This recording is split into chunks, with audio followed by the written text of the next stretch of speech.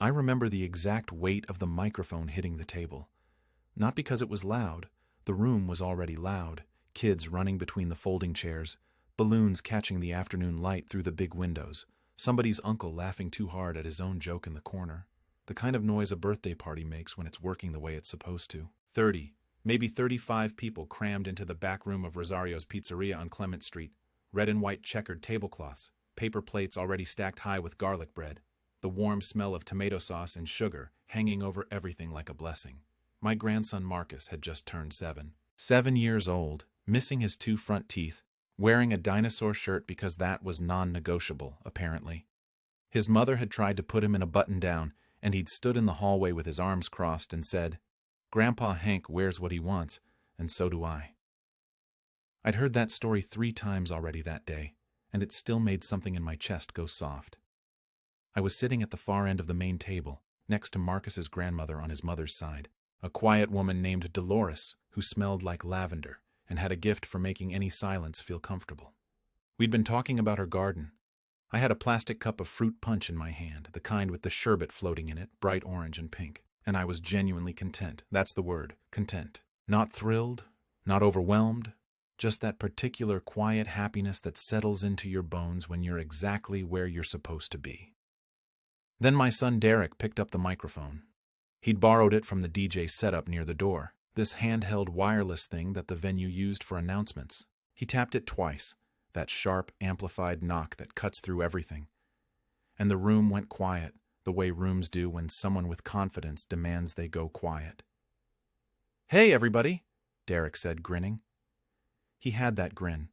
He'd had it since he was 16 years old, that particular arrangement of teeth and charm that made people want to trust him before he'd earned it. "I just want to say a few words about this little man right here." Marcus beamed. His mother, my daughter-in-law Carla, was filming on her phone, smiling.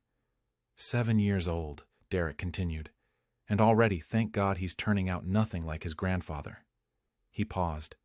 People laughed, some of them nervous laughed, the kind of laugh that happens when you're not sure you were supposed to find something funny, but the person saying it seems so relaxed about it. Some of them genuinely laughed. I saw 2 of Derek's friends from his work, men I'd met maybe 4 times, turning to each other with the specific grins of people enjoying someone else's discomfort. Derek hadn't looked at me yet. He was performing for the room, holding the moment, making sure the smile had landed before he continued. "I mean, let's be honest," he said, spreading one arm out toward where I was sitting, inviting the whole room to look. "Dad's had a good run, he really has, but I think we all know the torch has been passed. Right, Dad?" He finally looked at me then, and he was still smiling. He's 72 years old, sits home all day, can't figure out his phone, takes 45 minutes to park a car. Another round of laughter. If Marcus needs life advice, I'd honestly recommend Google first. He winked at me. Actually winked. As if this were a shared joke between us and not what it was. "Nothing left to offer," he said, still light, still easy. But hey, he brought the fruit punch. So.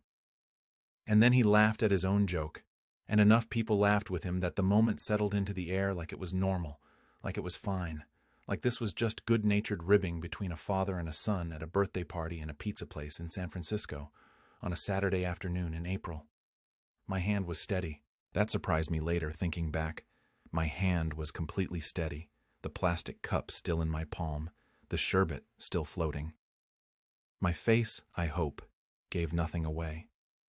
I have years of practice at that particular discipline, but something had shifted in the room that I couldn't shift back.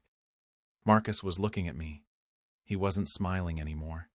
He'd heard something in his father's words that 7-year-olds sometimes hear before adults admit to themselves that it's there. He had his grandfather's eyes, this boy, deep set, a little too watchful for his age. And those eyes were asking me a question I wasn't ready to answer yet. Dolores touched my arm. She didn't say anything. She just touched my arm and looked at her fruit punch. I put mine down on the table, set it very carefully on the tablecloth, right next to the paper napkin with the little dinosaur printed on it. And I sat with what had just happened. Derek was already moving on, saying something about the cake, making another joke, working the room like a man who had never considered what the silence at a table in the corner might mean. The cake wasn't cut yet. It had 12 candles. Marcus had requested extra ones, for luck, which the bakery had honored. And it was sitting on a side table by the window, white frosting, blue lettering that said, "Happy Birthday, Marcus," with 2 exclamation points, because one was never enough, apparently, when you were 7 and you had your whole life in front of you. I want to tell you something before I go any further. I want you to know who you're listening to, because I think that matters. My name is Henry Calloway, Hank, to anyone who's known me for more than a week. I'm 72 years old, just like my son correctly announced to 35 people over a borrowed microphone at a children's birthday party. I spent 31 years driving for the United States Army, attached to logistics and VIP transport, which is a polished way of saying that for over 3 decades, I drove people who mattered through places where things happened, and I did it without incident, and I came home. After I retired, I drove privately for 8 years, executives, occasionally diplomats, once a senator, before I finally fully retired to a rental house on 24th Avenue near the park, where I drink my coffee on the front steps at 6:15 every morning and watch the fog come in off the bay.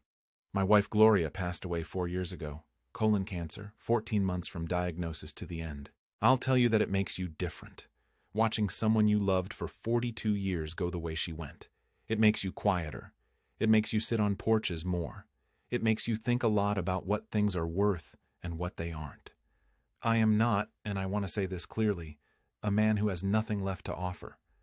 But I'm also not a man who says things like that out loud about himself. So I sat at the table with my steady hand and my unanswered fruit punch, and I let the party continue around me, and I waited.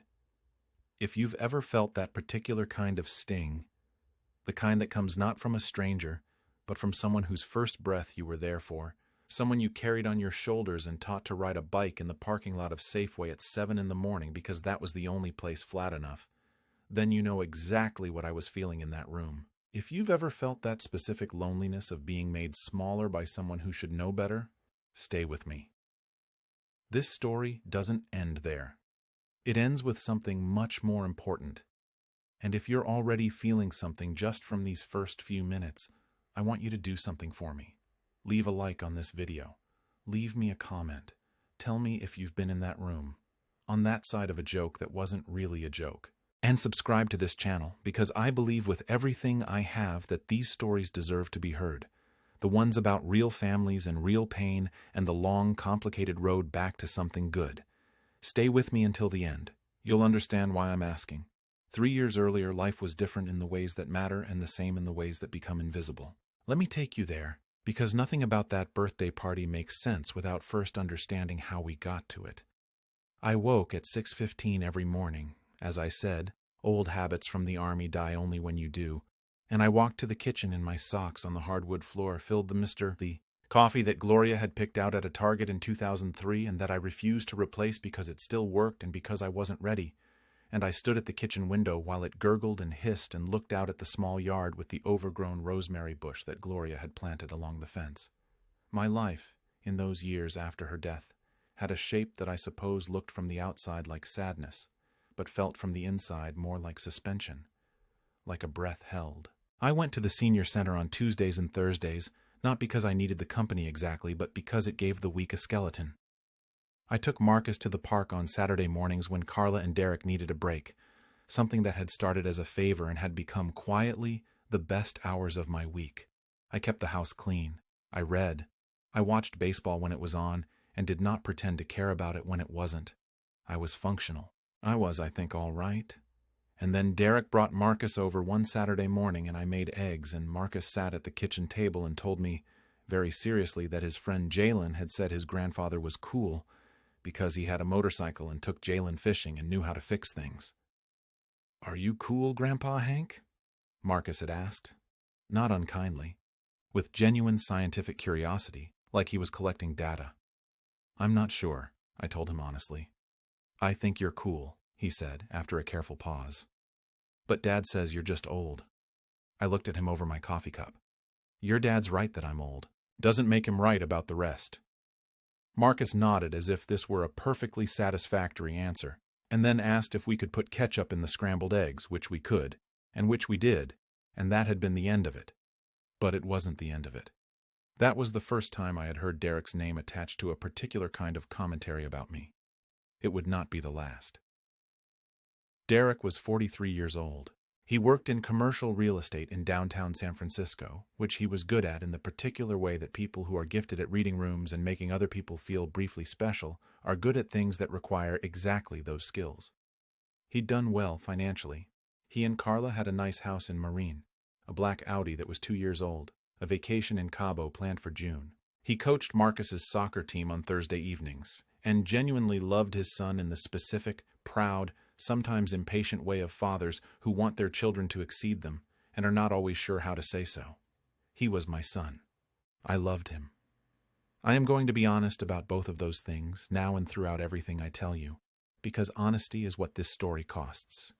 He had married Carla when he was 34. She was from Arizona, practical, kind, the kind of woman who sends birthday cards on time and remembers food allergies.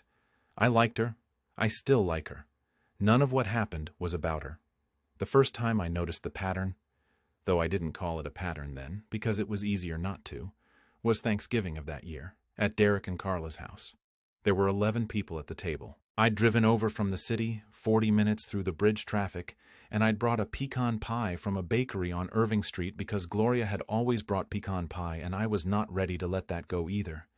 Derek's brother-in-law was there, a man named Todd who sold insurance and whose laugh arrived about 2 seconds after everyone else's. Always slightly late, like a dog trying to catch up to a moving car. We were doing what families do at Thanksgiving, passing dishes, talking over each other, the particular comfortable chaos of too many people in a kitchen-adjacent space. Marcus was at the kids' table in the corner with Carla's niece and nephew. Derek was telling a story about a property deal in Marin that had almost fallen through and come back at the last minute. The seller was like something out of another century, he was saying. Complete dinosaur. Couldn't do digital signatures, wouldn't use email, wanted everything by certified mail. He paused for effect. Reminded me of Dad, honestly. Everyone laughed. I passed the green beans. It wasn't a cruel laugh. That's the thing about these moments, the thing that makes them so easy to explain away. No one there thought they were doing anything harmful. Derek wasn't thinking, in that moment, I will now diminish my father. He was just telling a story, and I was useful material. And the laugh he got was warm and inclusive, and I was smiling along with everyone else because what else do you do? But something in me had quietly registered it. The next time was Christmas. Derek had given a toast, and in the toast he'd talked about Marcus, and then about himself and Carla, and then about their plans for the new year, and somewhere in there he'd said in a sort of fond, bemused way, and Dad, who has managed to remain cheerfully irrelevant since his retirement. A word that lands differently than he meant it. Cheerfully irrelevant. Like I was a piece of furniture that everyone was fond of, but no one needed. I watched Carla's face when he said it. There was a small twitch around her mouth. Just a small one. But I saw it. Easter came, and a family barbecue in May, and Marcus's first soccer game of the spring season where Derek made a point in front of the other parents of explaining, loudly enough for me to hear, that Marcus gets his athletic coordination from me, definitely not his grandfather. Dad famously has 2 left feet. I have never had 2 left feet. I ran 5 miles every other day until I was 65. But facts were not what these jokes were ever about. I want to be clear about something. I am not a man who crumbles. That is not me feeling sorry for myself. It's just a fact about how I'm built.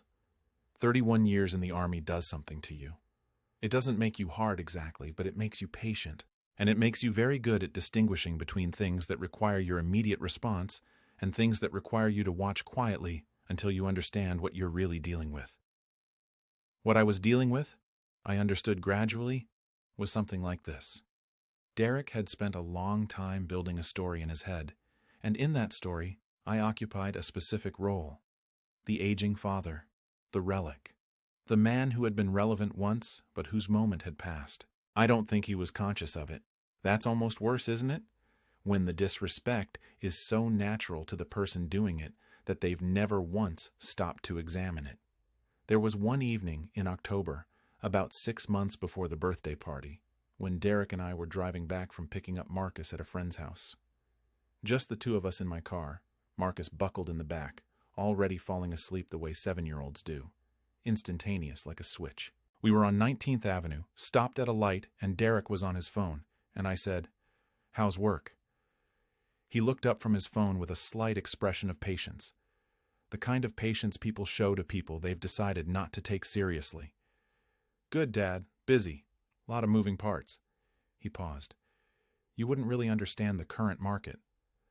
I looked at the road. "I probably wouldn't," I said. "It's just very fast right now," he said, already back on his phone. "Fast and complicated." "Not really." And he trailed off, as if completing the sentence wasn't worth the effort. I drove us home in quiet. Marcus, in the back seat, said from behind his closed eyes, "Grandpa Hank used to drive important people." Neither Derek nor I said anything for a moment. "Go to sleep, bud," Derek said eventually. And that was that.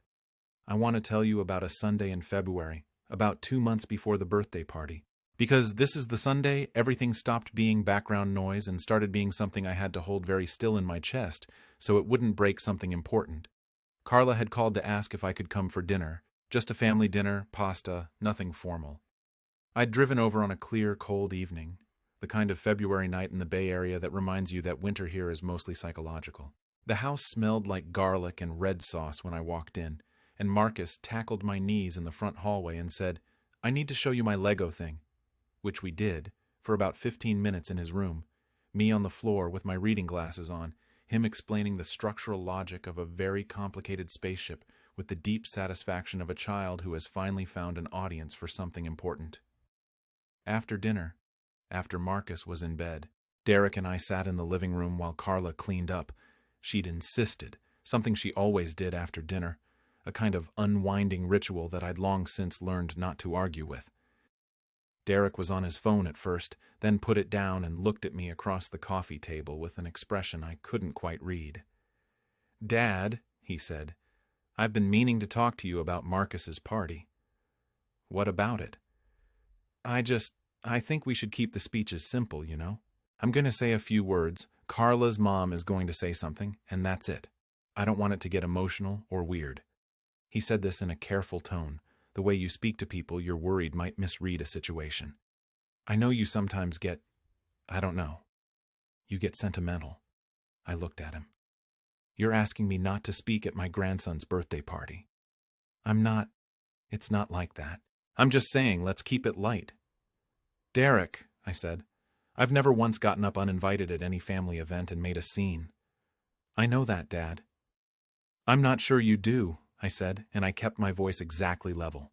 The way I'd been trained, the way I'd kept it through 31 years of things considerably more difficult than this conversation. He had the grace to look slightly uncomfortable. Then his phone buzzed and he glanced at it, and whatever the moment had been, it was gone. I drove home along 19th Avenue in the dark, parked in front of my house, and sat in the car for a while without turning it off. The radio was on, a late-night jazz station out of Berkeley, something slow and patient. I thought about Gloria. I thought about what she would have said. She'd been braver than me in the ways that mattered. She'd always been the one to name a thing out loud when I'd rather have lived with it quietly. "Hank Calloway," she would have said, "you need to stop letting your son practice being unkind with you." I sat with that for a while. The party was on April 12th, a Saturday. I drove over in my old Chevy Tahoe, which is a 2009 and runs perfectly, and which I will continue to drive until it gives me a reason not to. I brought Marcus's present, a telescope, because the week before he'd lain on his back in the park and asked me why the moon always seemed to follow us, and I thought anyone who asked that question deserved better tools. The room at Rosario's was already filling when I arrived. I found my seat. I drank my fruit punch. I was content. And then Derek picked up the microphone. You already know what happened next. The jokes, the laughter, the wink. The phrase, "nothing left to offer," said in a pizza place in front of my grandson, who heard every word. What I haven't told you yet is what happened before the cake was cut. I want to be precise about the timing because precision matters when you're explaining how a single quiet decision can move faster than a room full of people expecting things to stay the same. Derek had finished his speech and set the microphone back on the DJ table and was making his way back toward the main table, accepting small congratulatory comments from his friends, comfortable in the way of a man who has never once worried about the impression he makes on the people whose opinion he actually values. I pushed back my chair slowly. I walked to the DJ table. I picked up the microphone. I tapped it once, the same two-knock sound Derek had used. The room went quiet again, but differently this time. People looked over in the slightly puzzled way of audiences who weren't expecting this particular performer. I stood there for a second. I'm not a tall man. I'm 5'11", and I've probably lost half an inch to the years. But I have what Gloria called still presence. She said it like it was something she'd needed time to understand. Most people take up space by moving, she told me once. You take it up by not moving. It's more effective. I won't be long, I said. My voice was steady. The microphone caught it cleanly. I want to say something to Marcus. Marcus, at the kids' table, sat up very straight. Marcus, I said, your dad is right that I'm 72 years old. He's right that I'm slow to park and that I can't always figure out my phone. I paused just a beat. He's not right about everything else. I looked around the room. People were very still. I spent 31 years in the United States Army, I said. 8 more years driving executives and members of the government through situations that required, let's say, a certain level of reliability. I'm not telling you that to impress you. I'm telling you that because one day, Marcus, you're going to be a man. And the most important thing a man can know is that being quiet doesn't mean you're empty. Being old doesn't mean you're finished. And letting somebody else get the laugh doesn't mean you didn't understand the joke. The room was completely silent. You're 7 years old, I said to him. You asked me last week why the moon follows us. That question tells me more about who you're going to be than anything else in this room. Happy birthday, my boy. I put the microphone back on the table. I walked back to my seat.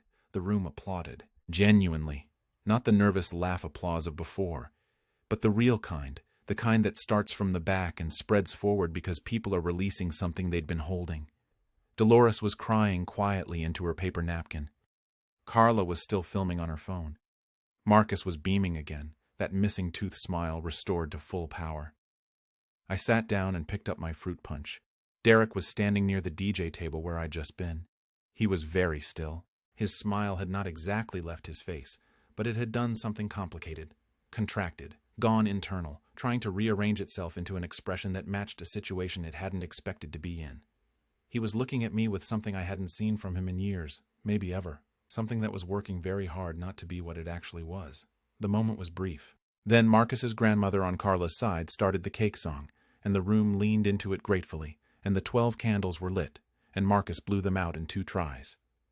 But the moment between Derek and me, that particular stillness, did not disappear. It was still in the air when the party ended, when people put on their coats, when Marcus ran circles around the parking lot releasing final birthday energy into the April afternoon.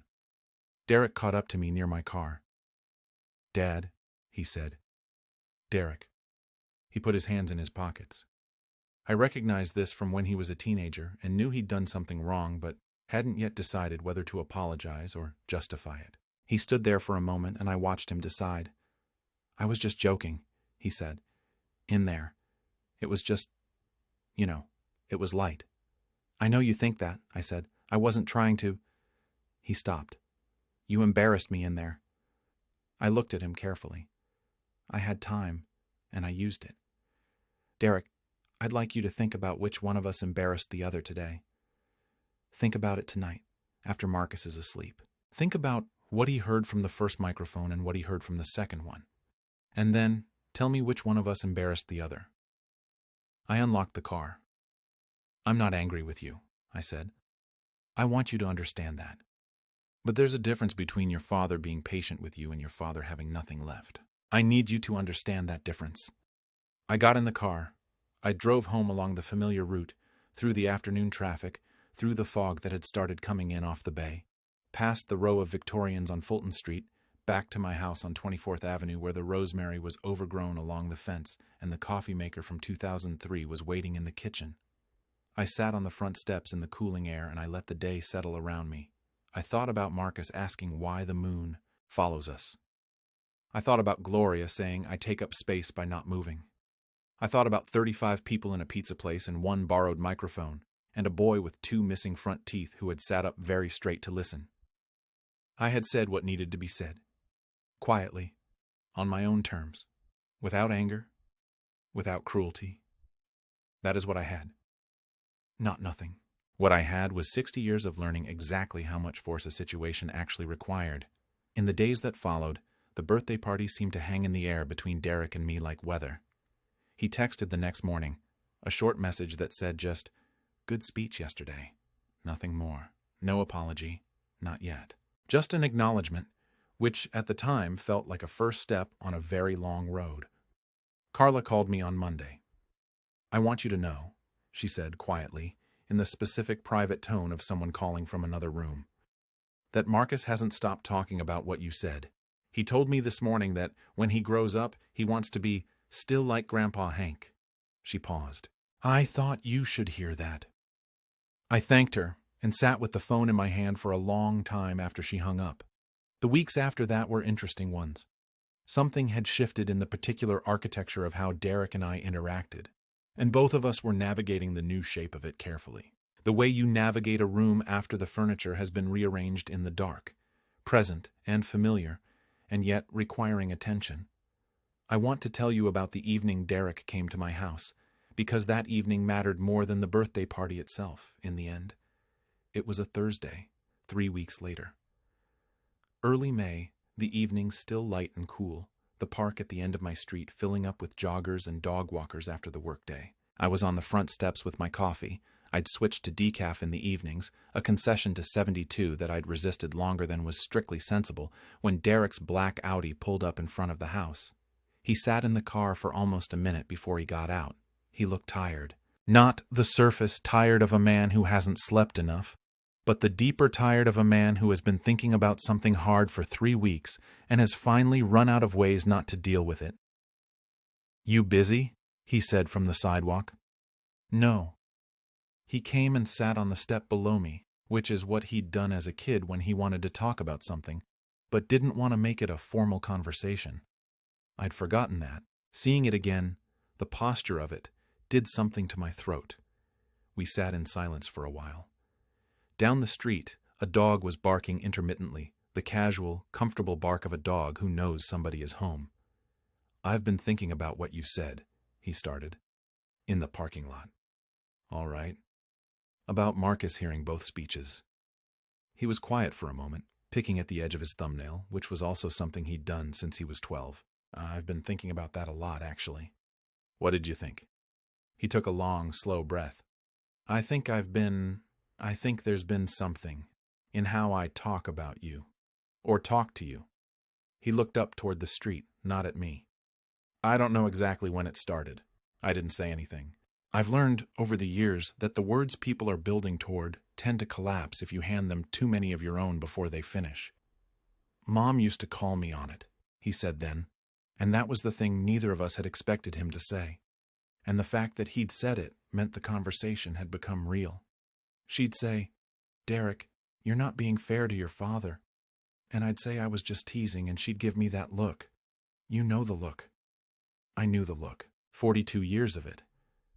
I missed it with a specificity that still surprised me sometimes.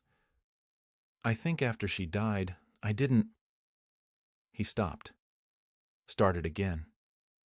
"I don't think I handled it the way I should have. And I think some of that came out sideways. At you." He finally looked at me. "That's not an excuse. I'm trying to explain it." "I know," I said. "I'm sorry, Dad. For the party. For all of it." He said it simply, without performance, which made it the most credible apology I'd received in longer than I could remember. "I'm really sorry." I looked at my son on the step below me. 43 years old, and still, in certain lights, the boy who used to fall asleep in the back seat of the old Volvo coming home from his grandmother's house, his face tipped sideways against the window, completely trusting. That boy was still in there. They always are. "I'm not a man who holds things," I told him. "You know that." "I know. But I need you to hear me when I say it this once and mean it fully. I have spent my whole adult life trying to be something worth being, and I'm not finished yet. I'm not a punchline. Not for anybody, and especially not for you. Not in front of your son." "I hear you," he said. "Good." We sat there a while longer in the early May light, the dog still barking down the street, the coffee going cold in my hand. "Your mother would have said something much worse to me," Derek said eventually. "Your mother," I said, "was considerably less patient than me." Derek actually laughed at that. A real one, small, private. "She really was." "She was also never wrong," I said. "No," he agreed. "She really wasn't." The months that came after that evening had a different quality to them. Not perfect. Family is never the clean, resolved thing that stories sometimes try to make it. But honest in a new way, the way a room feels after you've opened a window that's been stuck for years.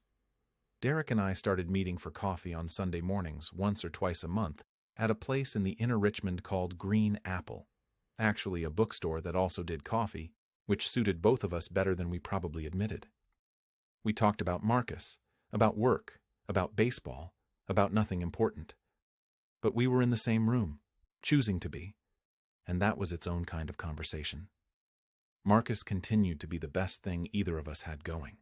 The telescope arrived the week after the party and was, I want to report, a complete success. We set it up in the backyard on a clear Saturday night in late April, me on my knees on the cold concrete, Marcus in a too-big jacket of his father's, reading the setup instructions aloud with the concentration of a doctoral student. We found Jupiter. We found what might have been Saturn, though Marcus insisted the ring was probably just the glass being weird, which was also possible. "Grandpa Hank," he said at one point, lying on his back on the concrete and looking up at the undiluted version of the sky that you only see when the fog hasn't come in yet. "Do you think there's anyone up there looking at us?" "I think it's possible," I said. "Do you think they know we're here?" "I think if they're paying attention," I said. "They probably do." He was quiet for a moment, then, "I'm glad you're not embarrassing," he said. Dad was wrong. I looked at the stars above my backyard in San Francisco and felt something move in my chest that I hadn't had a name for in a while. "Thank you, Marcus," I said. "You're welcome," he said with complete 7-year-old sincerity. I want to talk about Derek's friend Raymond, because Raymond showed up in this story in a way I didn't expect. Raymond was one of the men I'd seen at the party, one of the work friends who'd laughed at Derek's jokes. He was in commercial real estate, too, a colleague of about 10 years, the kind of man who seems always to be in motion, always looking at his phone, always at the center of whatever the room currently is. Raymond came up to me at a cookout at Derek's house in June, one of those warm, Moran afternoons where the light comes sideways through the bay trees and everything smells like charcoal and somebody's doing an ambitious job with the corn. He came up with 2 beers, handed me one, and said, without preamble, "That speech you gave at Marcus's birthday." "What about it?" I said. "I've been thinking about it since April." He said it with a frankness that surprised me, coming from a man I'd barely spoken to. "I have a daughter. She's 4. And I thought about what she's going to hear from me, over the years, about her grandparents. And I thought, I don't know. It just stayed with me." I looked at him. "How's she doing?" He blinked slightly, as if redirected by a sudden breeze. "She's great. She's 4, you know. Full personality." "They come that way sometimes," I said. He laughed, a real one. "Yeah. You'll do all right," I told him. "The fact that you thought about it means you'll do all right." He nodded, looked at his beer. "Derek talks about you differently now, you know, since the party. Is that right?" "Yeah, he searched for the word. "It's more respectful, I guess. He said you used to drive diplomats." "Among others." He said he hadn't known that. I thought about that for a moment. The years of driving that I'd never exactly hidden but never exactly advertised. The long-form patience of a man who'd learned early that the most effective thing about capability is the reserve of it, the part you don't display. "He knew it," I said. "He'd just decided it wasn't interesting." Raymond was quiet for a moment. "I think that's the thing he understood," he said. After. We stood by the fence and drank our beers and watched Marcus chase Carla's niece through the backyard with a squirt gun, the afternoon light moving golden through the bay trees, and I thought about how the smallest moments sometimes have the longest reach. I want to tell you about the summer, because the summer was when things became genuinely good in a way I hadn't allowed myself to expect. Derek proposed something in July. He said he'd been thinking about it since the coffee mornings had started, and he wanted to take a week's vacation together at the end of August. Just the four of us, him and Carla and Marcus and me. He said it a little awkwardly, the way people say things they've been holding on to too long, and I said yes before he finished the sentence because sometimes the only right response to someone trying is to remove the suspense. We went to a cabin in the Sierras, near a lake I'd been to once with Gloria, in the late 1990s, when Derek was a teenager, and the world still had the particular quality of things that haven't happened yet. I hadn't told Derek it was the same lake. He'd found it on his own, by some accident of a rental listing. And when I recognized it from the drive-in, I sat with that for a moment in the passenger seat and decided it was good, the way certain coincidences insist they are. The week had the quality of rearranging. Marcus fished. Carla read on the dock. Derek and I hiked, slowly because 72, through pine trails that smelled like childhood and elevation, talking about things we'd let accumulate for years, testing the newly honest territory between us with the carefulness of men who'd both contributed to the silence and were both willing to say so now. One afternoon, sitting on the shore of the lake with our shoes off and the cold Sierra water reaching our feet intermittently like polite inquiry, Derek said, "Mom told me once that you cried when I was born." I hadn't known she'd told him that. She said you held me for about an hour and wouldn't give me to the nurse and just kept saying, "All right, all right, all right," like something had been confirmed that you'd needed confirmed. He was quiet for a moment. What was it? The lake was very still.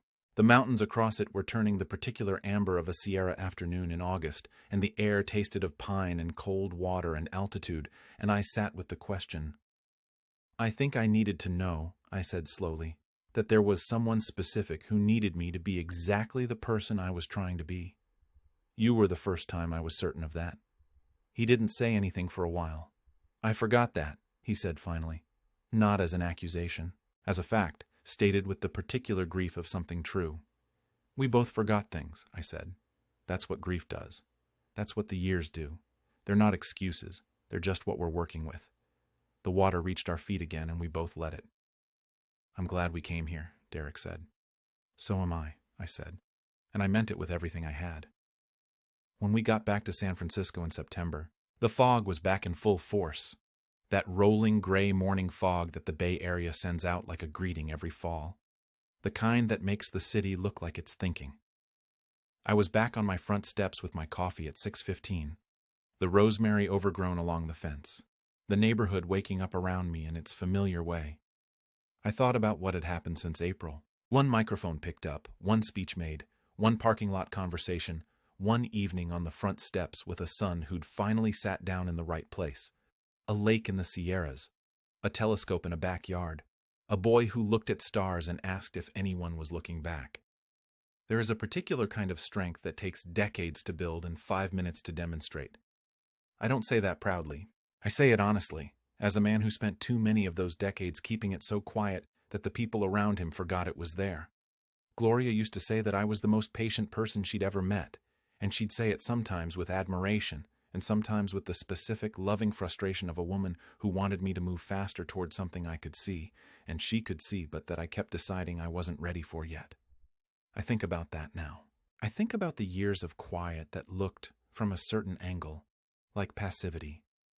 I think about how easy it is to let the things that need to be said go unsaid, because the moment feels complicated or inconvenient, or because you've gotten so good at absorbing that absorbing starts to feel like strength when it isn't always. What happened at that birthday party was not a fight. It was not a defeat or a victory. It was just a moment when the quiet had to speak, and when it spoke, it turned out to have more to say than anyone in the room had expected, including me. I learned things from it that I want to pass on, not as lessons, but as observations from a man who has been moving through the world long enough to notice certain patterns. I've learned that the people who underestimate you are not always your enemies. Sometimes they are your children, grown into their own blind spots, doing what we all do, building a story about the people around them that is convenient rather than true, and living inside that story until something interrupts it. I've learned that the interruption doesn't have to be loud, doesn't have to be angry. doesn't have to cost anyone more than they can pay. The best interruptions are the quiet ones that leave a room rearranged without anyone being able to point to the exact moment it moved. I've learned that grief, unprocessed, doesn't disappear. It disguises itself. It becomes impatience, or contempt, or the casual unkindness of someone who hasn't sat down with the thing they're actually carrying. Derek was carrying his mother's death in a direction that made him smaller without him knowing it. I don't blame him for that. I recognize it because I'd carried mine in my own inconvenient directions before I learned to set it down properly. I've learned that being old isn't the same as being done, that the quiet accumulation of a life, the years of driving through difficult circumstances, the 31 years of discipline, the 42 years of a marriage that taught me more than any institution I've ever been part of, that accumulation doesn't expire. It sits in you. It waits. And when it speaks, if you've spent enough time building it and enough time keeping it honest, it doesn't need to be loud to be heard. I've learned that Marcus, at 7 years old, with his telescope and his dinosaur shirt and his genuine scientific interest in the universe, is going to be an extraordinary man, not because of anything I gave him specifically, because he asked why the moon follows us and listened to the answer and thought about it seriously. Children who do that tend to become people worth becoming. And I've learned that it's not too late. That's the one I want you to keep. Whatever years I have left, and I intend, for the record, to be deeply inconvenient about it and have quite a few of them, I intend to spend them being exactly as present as I'm capable of being. On the front steps with my coffee, at the park on Saturday mornings, at Sierra Lakes in August, in bookshop cafes in the inner Richmond, across from my son, talking about nothing important. Not because I have something to prove. I've been past that for a long time. But because Marcus is going to grow up with a grandfather who showed him what it looks like when a person stands quietly, holds something real, and speaks when it matters. That's the only inheritance I can guarantee him, and I think it might be enough. The Sunday after we got back from the lake, Derek and I were at Green Apple, the usual coffee and the usual comfortable silence in between topics, when he said, out of nowhere, "I told Raymond about the Army thing, the VIP transport." "Did you?" "He wants you to talk to his daughter's preschool class." Derek smiled, a real one, without the performance layer. "For Veterans Day." "I'm not sure 4-year-olds are my target demographic. Marcus says you explain things really well." "Marcus also puts ketchup in scrambled eggs." "And he's right about that," Derek said without missing a beat. And I laughed, genuinely, for the first time at something my son said in longer than I wanted to count. We drank our coffee. The bookshop was quiet around us, the particular early morning quiet of a place full of waiting words, fog pressing soft against the windows on Clement Street. Somewhere in the back, a record was playing something slow and muted, Bill Evans maybe, or someone in that neighborhood. "Dad," Derek said after a while. "Yeah. Thank you. For the parking lot, for the steps, for coming to the lake." I looked at him. My son. 43 years old, tired in the good way now. The way of a man who's been doing the honest work. Still, in certain lights, the boy from the back seat of the Volvo. "Derek," I said, "I've been thanking you since the moment you were born just by being there. I don't need you to thank me for that. I just need you to keep showing up." He nodded. We finished our coffee. Outside on Clement Street, the fog was lifting the way it does around 10 in the morning. Not all at once, but in sections. The light coming through in pieces, gradual and gold. The city reassembling itself from gray into something specific and clear and genuinely, unexpectedly beautiful. I paid for both coffees. Derek tried to argue, and I pointed out that I'd been driving people of consequence through difficult situations for 31 years, and I was perfectly capable of handling a cappuccino and an Americano, and he held up both hands in surrender, which is the correct response. We walked out onto the street together. He was taller than me now, has been since he was 20. He walked with his hands in his pockets in a way that reminded me of myself at that age, which is something I'd never noticed before and was noticing now with the particular warm ache of things you've waited too long to see. I keep thinking about what strength actually is. People have different answers to that. I've heard a lot of them, across 72 years and 31 in the Army, and 8 in private service, and 4 years of sitting on front steps trying to figure out how to be a widower without disappearing. I've heard people say strength is endurance. I've heard people say it's power, or money, or position, or the ability to make rooms go quiet when you walk into them. Here's what I think, for whatever it's worth, from a man of 72 sitting on a porch on 24th Avenue in San Francisco. Strength is answering the phone when someone is afraid. Strength is knowing when the moment requires your voice and when it requires your silence, and having enough of both ready to use correctly. Strength is showing up to the lake even when the lake carries a memory that costs you something. Strength is sitting on a porch step below your father instead of standing at a microphone above him and saying the harder, realer thing. Strength is not having nothing left to offer. Strength is knowing exactly what you have, holding it, and using it at the precise moment it can do the most good. I offered something at that birthday party, not because I wanted to win anything, because Marcus was 7 years old and the moon had been following him, and he deserved to know that quiet people are not empty people, that old people are not finished people, that the person across the table from you, the one you think you've already fully understood, the one you've decided is background, that person might have spent 31 years being precisely reliable in circumstances you've never imagined, and they might have one more thing to say. And when they say it, it might rearrange something in you that needed rearranging. I hope you heard something today that you needed to hear. That's all any of us can offer, really. A story, honest as we can make it, from one human being to another across whatever distance separates us. I'm an old man on a front step in San Francisco with cold decaf coffee and a rosemary bush that needs trimming and a grandson who wants to know about the moon, and I am not finished, and I am not embarrassing, and I have quite a lot left to offer. And I want to offer it to you. If this story moved something in you, if you've ever been in that room, on that side of a joke, or if you've ever been the one holding the microphone and you're rethinking it now, please leave a like on this video. It costs you nothing, and it means everything in terms of getting this story to someone who might need it tonight. Leave me a comment too. Tell me about your room, your table, your borrowed microphone. Tell me what you heard here.